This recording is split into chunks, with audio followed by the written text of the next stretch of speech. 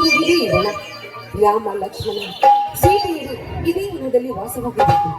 ಈ ಭಕ್ತರನ್ನು ಗೂಡು ನೋಡಿ ಕೇಳಿ ನನಗೆ ಇಲ್ಲಿ ಹಾಡು ಹೇಳಬೇಕೆಂಬ ಆಸೆ ಆಗ್ತದೆ. ಆದ್ರೆ ನನ್ನ ದೌರ್ಜನ್ಯದಿಂದ ನಾನು ಇಲ್ಲಿ ಕೂಡ ಅದೇ ಹೋಗಿದ್ದೆ. ಓಹೋ, ಸಮಯ ಹೋಗಿದ್ದೆ ಮತ್ತೆ ಹೋಯ್ತು. ಆದ್ರೂ ಇಂಥ ವಾತಾವರಣ ನೋಡ್ತಾ ಇದ್ರೆ ನನಗೆ ಹಾಡು ಹೇಳಬೇಕೆಂಬ ಆಸೆ ಆಗ್ತಾ ಇದೆ. ತನವು ಅರಳಿ ಮನವು ಕೇರಳಿ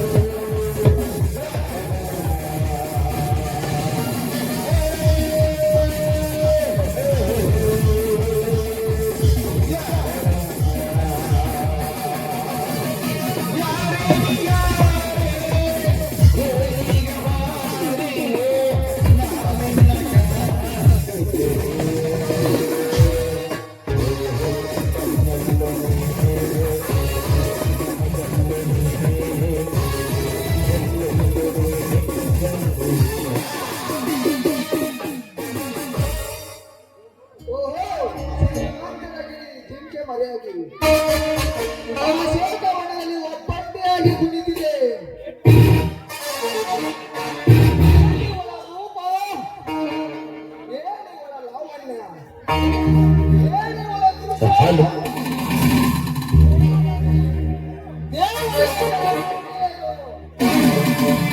ಕೆಳಗಿಳಿದ ಬಾಳಂತಾಗಿದೆ. ಯಾರದು?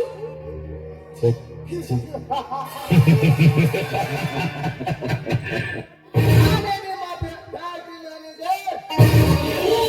ಮಾತಿನ ಬ್ಯಾಟ್ರಿ ಯಾರು ನೋಡಿಕೊಳ್ಳುವುದಲ್ಲದೆ ನಿಮ್ಮಣ್ಣನ ಬಲಗೈಗೊಂಡಾಗಿರುವ ವಿಷಪೂರಿತ ನೀವ ಇಲ್ಲಿ ಬಂದ ಕಾರಣ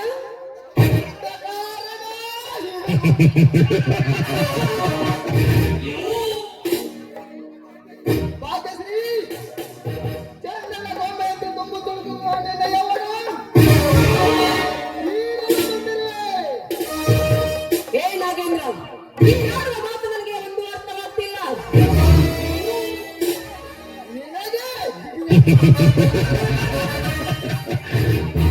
ನಿನಗೆ ತಿಳಿಸಿ ಹೇಳಲು ನೀನು ಸಣ್ಣ ಕೂಸ. ಏನು ಹೊಲಸುಮ್ಮ ನಿಂತ ಹೆಣ್ಣು. ಬೆಳದಿಂಗಳ ಆಗಿರುವ ನನ್ನ ಮಂತ್ರದಲ್ಲಿ ಚಂದ್ರನಂತೆ ಶೋಭಿಸಿ ಸೂರ್ಯನಂತೆ ಬಿಸುವ ಹೊತ್ತಿನಲ್ಲಿ ಸಂತೋಷ ಪಡಿಸುವವರೇ. ಸೌಂದರ್ಯ ಎಂಬುದು ಇದೇ ಹರಿಯದ ವಯಸ್ಸಿನಲ್ಲಿ ಮಾತು ಹೇಳುತ್ತದೆ.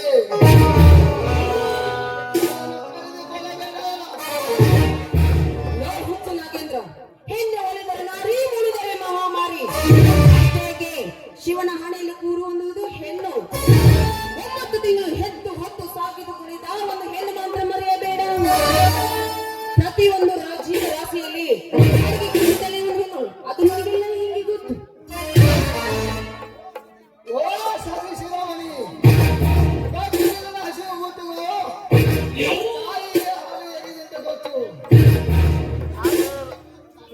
ಇಂಥ ಆಚರಣೆಗೆ ಬಿಟ್ಟು ಹಠ ಮಾಡಲೇ ಸೋಮನೆ ನಾಗಿನ ಪತಿಯಲ್ಲಿ ಶಿವರಾಡು. ಇಲ್ಲಾದರೆ ಅಡುಗೆಯಲ್ಲಿ ಹಾರಿ ಹೋಗುವುದು ಹಿಂದೆ ಈ ಭೂಮಿ ತಾಯಿ ಮಡಿನಲ್ಲಿ ನನ್ನ ಜೀವ ಹೋದರೂ ಸರಿ, ಆದರೆ ನಿನ್ನಂತ ಲತ್ತಿಗೆಟ್ಟ ಶಣ್ಣನಿಂದ ತಾಳಿ ಕಟ್ಟಿಸಿಕೊಳ್ಳಲು ನಾನೇನು ಬೀದಿಯಲ್ಲಿ ನಿಂತ ಸೂಳೆಯಲ್ಲ. ಅದೇ ರೀತಿ ಇದೇ ನನ್ನ ಸ್ಥಾನದಲ್ಲಿ ನಿನ್ನ ಅಕ್ಕ ಅಥವಾ ನಿನ್ನ ತಂಗಿ ಇದ್ದಿದ್ರೆ ಹೀಗೆ ಮಾತನಾಡ್ತಿದ್ದೀನೋ ಮೂರ್ಖ ರಾಕ್ಷಸ. ನಿನ್ನ ಮರ್ಯಾದೆಯಿಂದ ಹೇಳ್ತಾ ಇದ್ದೀನಿ, ಹೊರಟಾಗು ಇಲ್ಲಿಂದ. ಸುಮ್ಮನೆ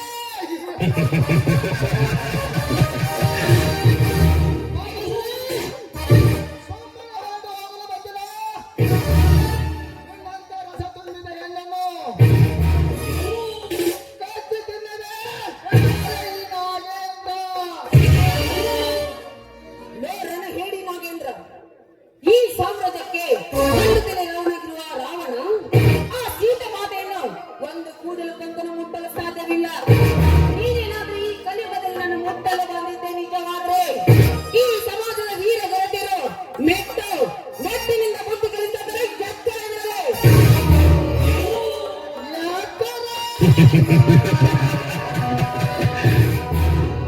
ನನಗೆ ಎದ್ದಿರುವ ವೃತ್ತಿಯನ್ನು ಏಳು ದಿನ ಗರ್ಭಿಣಿ ಸಮಾಜವನ್ನು ತೋರಿಸುತ್ತೆ. ಕಾಲೇಜಿಗೆ ಹೋಗುವಂತೆ ಪಾಸ್ ತೆಗೆಸಿ ಹನ್ನೆರಡನೇ ಕಾಲೇಜಿಗೆ ಪ್ರತಿವೃತ್ತಿ ಎನಿಸಿಕೊಂಡು ಮತ್ತೊಂದು ಊರಿಗೆ ಹೋದರೆ ಚುನಾಯಿನ ಹಾಲು ಸಮಾಜದಲ್ಲಿ ಎಂತೆಂಥ ಸಹಜರಿಗೆ ಮನೆ ಹಚ್ಚಿ ಬಿದ್ದರು ಗೊತ್ತಾ? ಸಾವುಕಾರ ಮನೆಯಾಡಿ ಕೆಲಸಕ್ಕೆ ಹೋಗಿ ನಾಲ್ಕು ಗೋವಿಂದ ತರಿಸಿಕೊಂಡು ನಾಲ್ಕು ಯುದ್ಧ ಮನೆಯಲ್ಲಿ ನೋಡಿ ಅದೇ ಸಾವುಕಾರನ ಜೊತೆ ಸರಿ ಹಾಸಿ ಅಲಗಾರ ಎಷ್ಟಿದೆ ಹಾಲು ಸಮಾಜದಲ್ಲಿ ಕನ್ನಡೇ ದೇವರೆಂದು ಮತ್ತೊಬ್ಬರ ಜೊತೆ ಮಾಡುವವರು ಎಷ್ಟಿಲ್ಲ ಇಲ್ಲಿನ ಹಾಲು ಸಮಾಜದಲ್ಲಿ. ಎಷ್ಟು ಹೇಳಲಿ ಈ ಗರ್ಭಿಣಿಯ ಸಮಸ್ಯೆ ಬಗ್ಗೆ? ಸಾಕಾಗಿದ್ದು ಬೇಗ. ಓಹೋ, ಸಮಾಜ ಬಗ್ಗೆ ಇಷ್ಟೊಂದು ಚೆನ್ನಾಗಿ ತಿಳಿದುಕೊಂಡ್ರಿ ಅಂದ್ಮೇಲೆ ಹಾಗಾದ್ರೆ ಈ ನಿನ್ನ ತಾಯಿ ಕೂಡ ಮತ್ತೊಬ್ಬರಿಗೆ ಸರಿ ಹಾಸುತ್ತಿರುವಾಗ ಈ ನಿನ್ನ ಹೇಸಿ ಹುಟ್ಟಿದ ನಿಜವಾದ್ರೆ ಈ ರೀತಿ ಮಾತನಾಡ್ತಿರ್ಲಿಲ್ಲ. ಅದಕ್ಕೆ ಈ ರೀತಿ ನಿನ್ನ ವರ್ತನೆ ನಡ್ತೇವೆ ಅಂತ ಇದೆ. ಏ ಹುಚ್ಚರಣ್ಣೆ!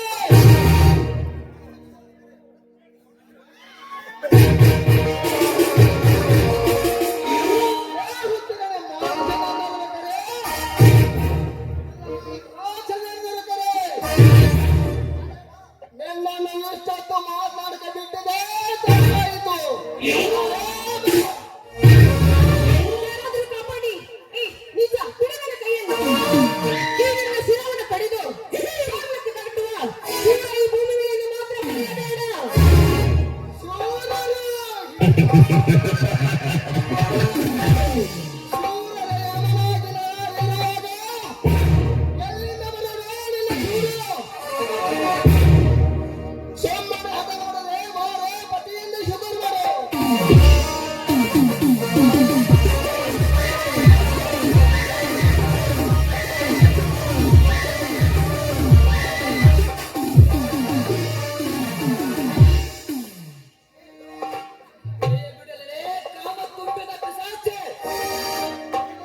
ಕೈ ಬಿಡಬೇಡಿ. ನನ್ನ ಚದುರನೆಲ್ಲ ಆಟ ಭಾಗವಹಿಸಿಕೊಂಡಿರುವ ನೀನಾರೇ ಪದ್ದು.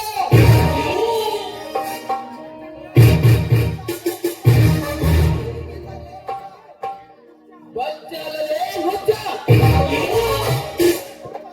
ನಿಮ್ಮಂತ ಕಾಮ ತುಂಬಿದ ಕೆಟ್ಟ ಪಿಶಾಚಿಗಳನ್ನು ಬಂದಿರುವ ನಾನೊಬ್ಬ ಸೂರ್ಯಕಿರಣವಂತೆ ಮಾತ್ರ ಸಮರ್ಥ. ಲೇ ಸಮರ್ಥ! ಸೂರ್ಯನ ಕಿರಣವಾದ್ರೇನು?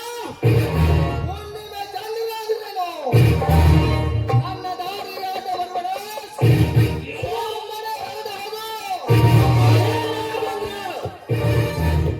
ಒಂದು ಮಣ್ಣನ್ನು ನಿಮ್ಮಂತವರ ಕೈಯಲ್ಲಿ ಕೊಟ್ಟು ಮರು ದಾರಿಯಲ್ಲಿ ಬಿಟ್ಟು ಹೋಗಲಿಕ್ಕೆ ನಾನೇನು ನಿಮ್ಮ ಹಾಗೆ ಹೇಡಿ ರಕ್ತಕ್ಕೆ ಹುಟ್ಟಿದವನಲ್ಲ. ತಂದೆಗೆ ಭಾರತಾಂಬೆಯ ಹೆಮ್ಮೆಯ ಪುತ್ರ.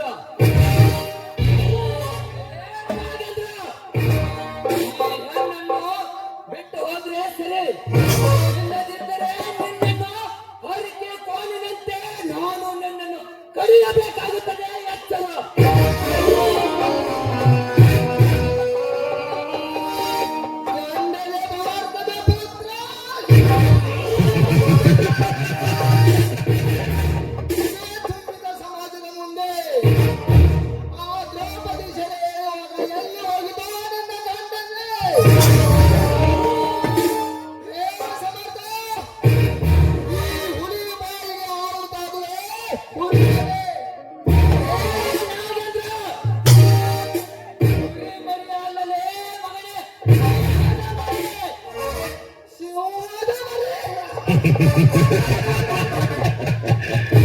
ಇಡೀ ಜೋಡದೊಳಗೆ ಕೋಟೆ ಅಂತಿರುವ ಈ ನಾಗಣ್ಣನಿಗೆ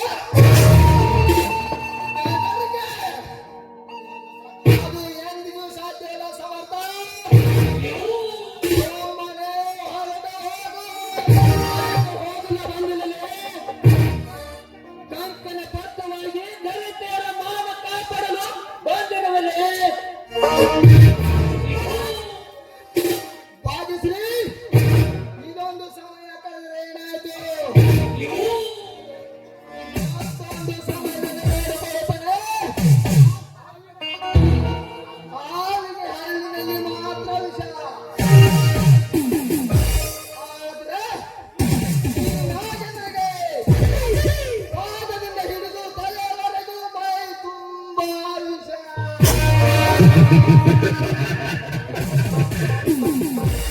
ಮಗುವಿಗೆ ತಾಯಿ ಆಡಿಸಿ ಎನ್ಸಿರ್ಬೋದು. ಆದರೆ ಅದೇ ಹಾಲನ್ನು ವಿಷ ಮಾಡದಿದ್ದರೆ ಈ ನರಗೆಟ್ಟ ನಾಗಂದೇ ಅಲ್ಲ.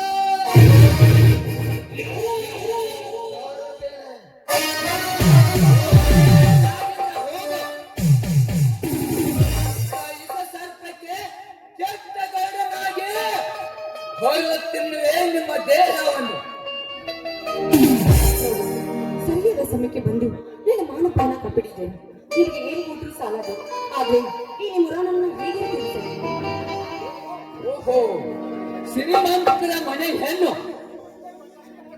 ನಿಮ್ಮಂತವರಿಗೆ ಇಂಥ ಕಾಲ ಬರುತ್ತಿದೆ ಎಂದರೆ ನಿಜಕ್ಕೂ ಆಶ್ಚರ್ಯ ಪಡಬೇಕು. ಹೌದು, ನಮ್ಗೆ ಮೇಲಾಗಿ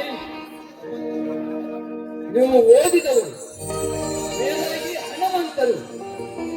ಆ ಹಣದಿಂದ ಕೈಲಾಸ ಕೊಂಡುಕೊಂಡು ದರಗಿಳಿಸುವವರು.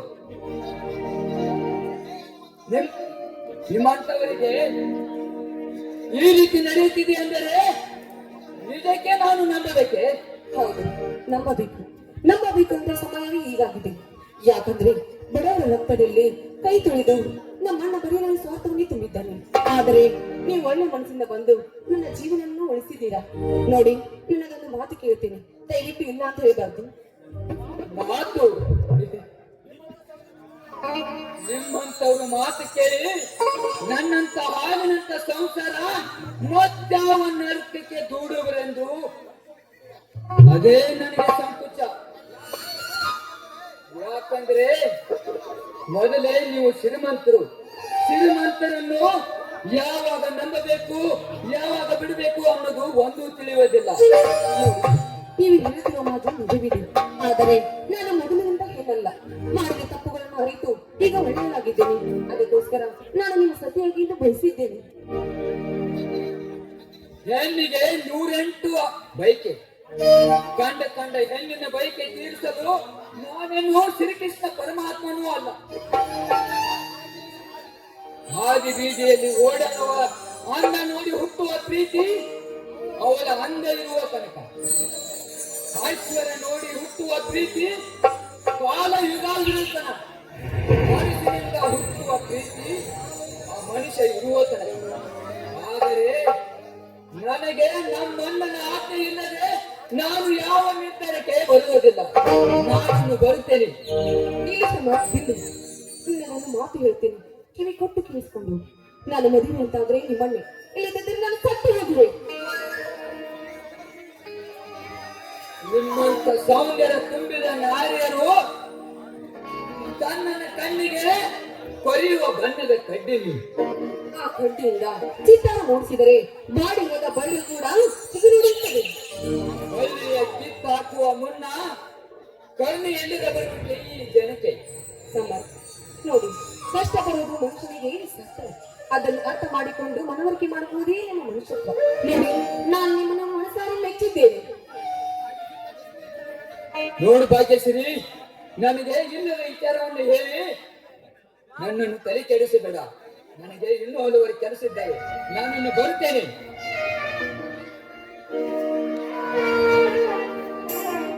ಹೋಗು ಸಮರ್, ಹೋಗು. ಏನು ಹೋಗ್ತೀಯ? ನಿನ್ನನ್ನು ನನ್ನ ಗಂಡನಾಗಿ ಮಾಡಿಕೊಳ್ಳದಿದ್ದರೆ ನನ್ನ ಹೆಸರು ಭಾಗ್ಯನೇ ಅಲ್ಲ. ಈ ನಿನ್ನ ರೂಪ, ಈ ನಿನ್ನ ಧೈರ್ಯ, ಈ ನಿನ್ನ ಚಿತ್ತಾರ ಬರೀ ನನ್ನ ಕಣ್ಮುಂದೆ ಬರ್ತಾ ಇದೆ. ಈ ನಿನ್ನ ಧೈರ್ಯವನ್ನು ನೋಡ್ತಾ ಇದ್ರೆ ನಾನು ನಿನ್ನ ಜೊತೆ ಹಾಡಿ ನನಬೇಕೆಂಬ ಆಸೆ ಆಗ್ತಿದೆ. ಬಾ ನನ್ನೆಲ್ಲ ಬಾ, ಈ ತಂಪಾದ ಮನೆಯಲ್ಲಿ ನನ್ನ ಬಿಗಿದಪ್ಪಿ, ನನ್ನ ಮುದ್ದಾಡು ಬಾ, ನನ್ನ ರಜಾ ಮುದ್ದಾಡು ಬಾ.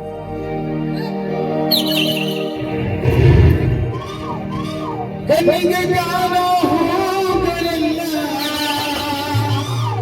ಏನೋ ಹಿಡಿದಿದೆ. ನಿನ್ನ ಮೇಲೆ ಜಾರಿ ಎನ್ನುತ್ತಿದೆ.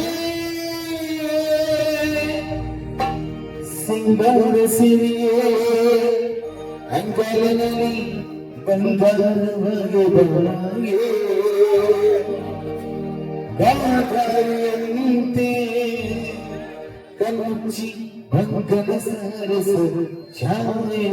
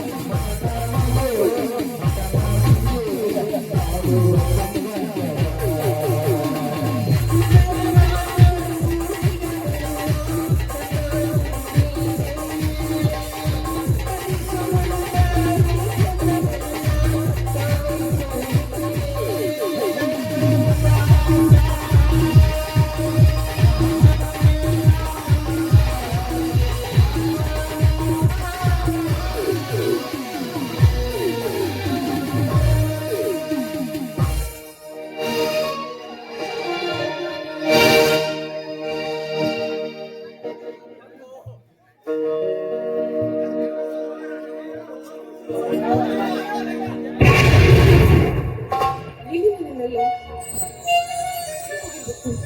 ಅಯ್ಯೋ ಇದು ಕನಸು. ಚೇಚೆ, ಇದನ್ನು ನನಸು ಮಾಡದೆ ನಾನು ಬಿಡಲಾರೆ. ಇದು ನನಸು ಮಾಡೋದೇ ನನ್ನ ಗುರಿ.